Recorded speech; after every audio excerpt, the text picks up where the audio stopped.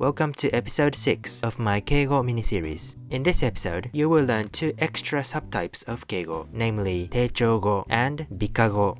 In the introduction video to this series, I explained that keigo is standardly divided into 3 types: teinego, sonkeigo, and kenjougo, while some linguists may add 2 further subtypes, teichougo and bikago. To see how these subtypes fit into the whole framework, have a look at this table. As you can see, teichougo is classified as a subcategory of kenjougo, while bikago is subsumed under the category of teinego.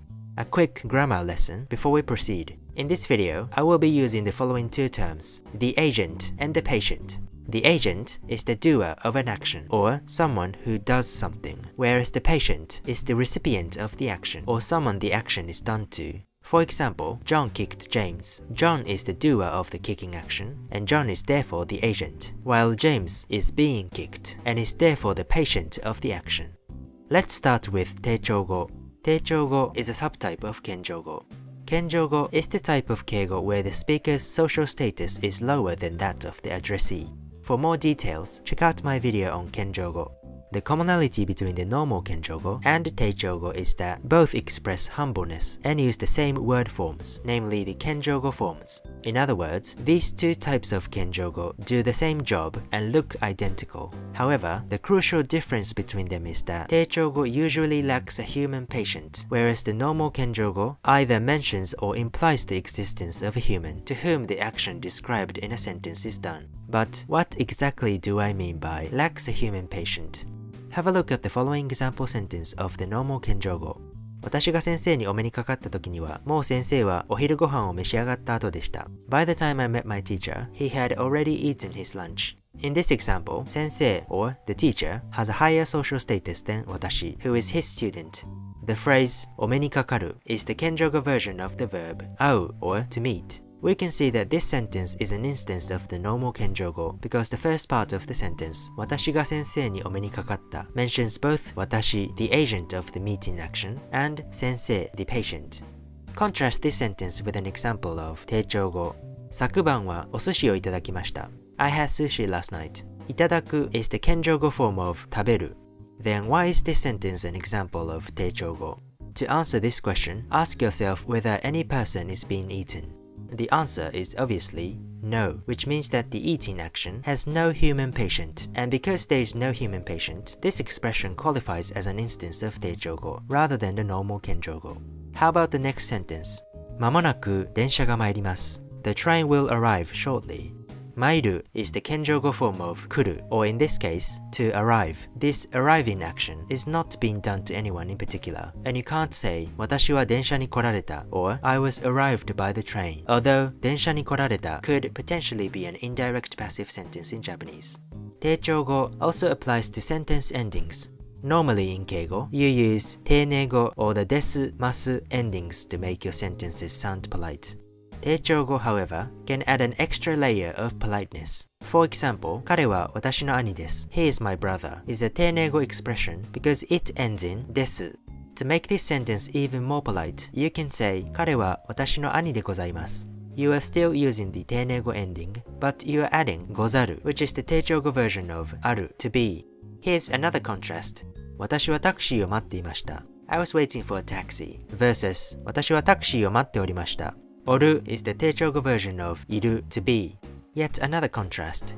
強い風が吹いてきました. A strong wind has started to blow versus 強い風が吹いてまいりました. 参る is the teichougo version of 来る to come.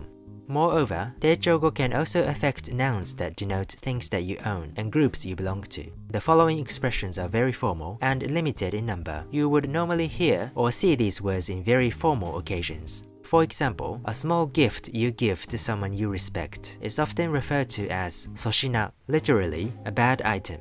In Japanese, it is considered good manners to be humble about the quality of your gift. An example sentence. 粗品ではございますが、どうぞお受け取りください. Although this is just a small gift, please accept it. If you need to refer to a gift you received from someone you respect, you should call it お品 with a sonkeigo prefix or plus 品 or item. Of course, there are many alternative expressions such as 貨品 or 製品, but these expressions are rarely used. Another teichougo noun you hear often is heisha, or literally bad company. Heisha refers to the company you work for, and it is used when you are talking to or addressing a client or a customer. For example, 詳細は弊社のホームページをご覧ください. For details, please see our company's website. A similar expression, 商社, literally a small company, may also be used. On the other hand, when you have to refer to the company your client works for, you should say 御社 or 記者, which are the Sonkeigo versions of 会社 company. Now we move on to bikago. Bikago is a subtype of teinego. Here's a quick recap on what teinego is.